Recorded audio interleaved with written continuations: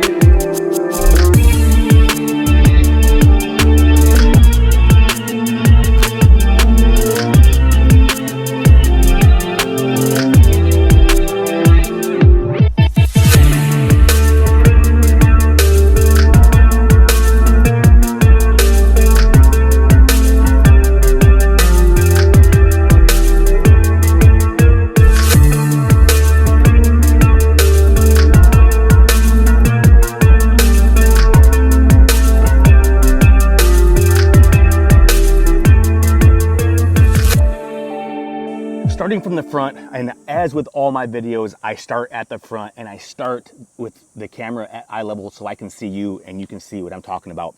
On this bike, starting from the front, we're just gonna do a high level overview of the parts that make up this bike. It's got 20-inch wheels, 4-inch wide tires. Okay, that's pretty common on the types of bikes that we're seeing these days. That's pretty common in the e-bike scene right now, 20x4. On this particular bike, it does have full hydraulic brakes.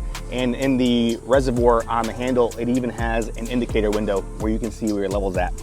It's got 203mm discs, and I will say I've got about 100 miles or so on this bike by now, and they do stop really well. Moving up here to the light puts out a lot of light. And it has two modes. It has a high and a low beam, and it's got a daytime running light. The blinkers, it has functioning blinkers front and back. The forks are adjustable. You can adjust your compression and you can adjust your preload. So that's really nice if you're gonna be riding in some different terrain or different types of trails and things like that. Moving on to the middle of the bike, y'all. Underneath here, this is where your controller is stored. A lot of times on these bikes, the controller is stored under the seat. Not in this case. Ride1Up left the underside of the seat really clean. I like the way that looks. And they put the controller down here and they covered up with this nice classy cover.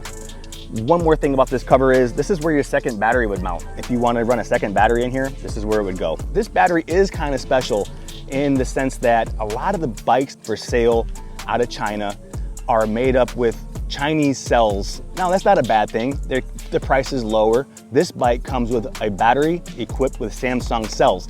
Now, that doesn't mean the cells are a different size. That doesn't mean they're any different dimensions. That just means that the quality of the battery here is better than what a lot of those other bikes from China are coming with. And what that's gonna really do is add to the longevity that you're gonna get out of your bike, and the need to replace it down the road won't be as immediate as it might be with a cheaper battery.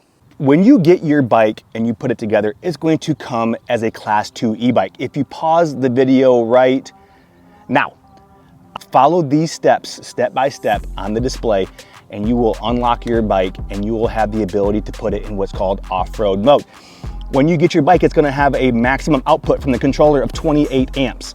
When you unlock your bike, your controller is gonna allow that motor to receive 35 amps. So as a top speed of 20 out of the box, you're gonna get a top speed of 30, 31 miles per hour out of the box. That's unassisted, throttle only, off you go. 20 to 30 mile an hour just by changing a couple settings in the display.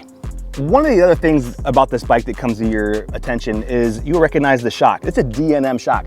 That's not a great shock. It's not a terrible shock. It's a good shock. It's a good entry-level shock for this bike, for the purpose that this bike was made for. I've ridden this bike for a while now, like I said earlier. It's perfectly fine. It's capable shock. You can lock it out if you want. You can adjust it if you want a little bit softer ride. It's easy. You can add some air to it if you want to tighten it up. It's a great shock for this bike. And while we're on the subject of comfort, this seat, I've ridden a handful of these bikes and I have a ton of razors that I've been building over the years. This is one of the most comfortable seats that I've sat on any of those bikes. One of my biggest critiques of a bike is the seat. If I can't sit on the seat and ride the bike, then what's the point of the bike? I don't care how fast the bike is. I don't care how long the bike can go, but if I can't sit on the seat, I don't want to ride the bike. This seat checks that box for me. I ride this thing all day long. And while we're back here, I have to mention the motor. It's a Bafang motor. It's got a matching front wheel. Bafang's been around a long time. They've been making hub motors for a long time. This one is 750 watts. It's a pretty common motor, common size for an e-bike, but it's a quality motor. They've been, like I said, they've been around a long time. So before making this video, guys, I watched a couple videos of people reviewing this bike. And one thing that they did not mention that I think you, the viewer, should know is the fit and finish of this bike, the quality of this bike. And what I mean by fit and finish is I just mean the powder coat. The powder coat is solid, it's strong. You can tell it's durable. The welds are very, very nice. Everywhere you look, the welds are quality. If you look here at this pivot, this stands out to me. The pivot it's just a nice piece of hardware. You know, they didn't have to put that in there, but it is nice. It's eye-catching. And to me, that means they went the extra mile. They put a little bit extra thought into that, and it just looks nice and it's quality. That's what we're paying for with these bikes. So those are the things I wanted to touch on the outside of the bike. I want to show you the display real quick and some of the features. This won't take long, and then we'll go out there and we'll do a quick speed test. I'm not going to do a range test on this bike because it's been done. 1 battery is good, 2 batteries is better. There you go. They better, but here we go. We're gonna turn this bike on, hold the power button down, it boots up. Here we go. I have this bike set in the off-road mode, and once you put your bike in that mode, every time you turn it on, it's just going to default back to that mode. So it has your 5 assist levels. Okay, so I have 63 miles on here. It's got your max speed and it's got your miles per hour. If you look right here, that little lightning bolt, that's boost mode. Real quick, once you're in off-road mode, if you hold down the negative on this left side bar control, that'll turn your boost mode on and off. So it's off, hold it down, back on. All right, and this right here is how you're gonna control your assist modes over here. 1, 2, 3, 4, 5 total, okay? And then over here, this is my water holder, wink, wink. That's where I keep my water, right? And then you have here, you have your high beams and your low beams, and the lights actually are fantastic. The blinkers here, it's got blinkers. A lot of these e-bikes I've seen do not have blinkers, so that's a nice benefit to have if you're gonna be riding these things on the street. And it's got a horn. So horn, your typical e-bike horn, sounds like the Talaria, sounds like the Suron, sounds like any other e-bike. They probably come from the same factory. I wouldn't be surprised, but it is a good feature. I've had to use it a couple times. And for you that are watching, I'm 5'10", about 200 pounds. And let me just show you how the bike sits with me on it. It's perfect. What else is there? I love it. I want more of them. Ride one up, holla at your boy.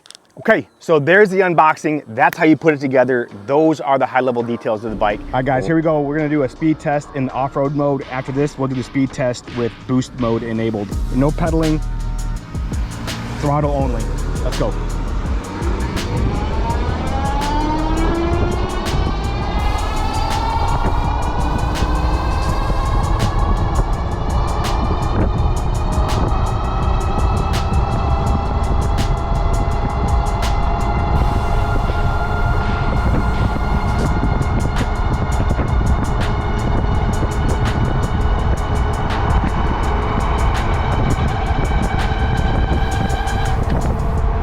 So we got to 34 miles an hour before we crested that hill in off-road mode. Last thing, guys, if you want to impress your buddies after a long night at the bar and you want to do some burnouts, you have to disconnect this cable, this one right here. Look at it. This is how you do it. Coming off the bottom of the brakes, this little guy here, just disconnect that dude. I did mine on both sides.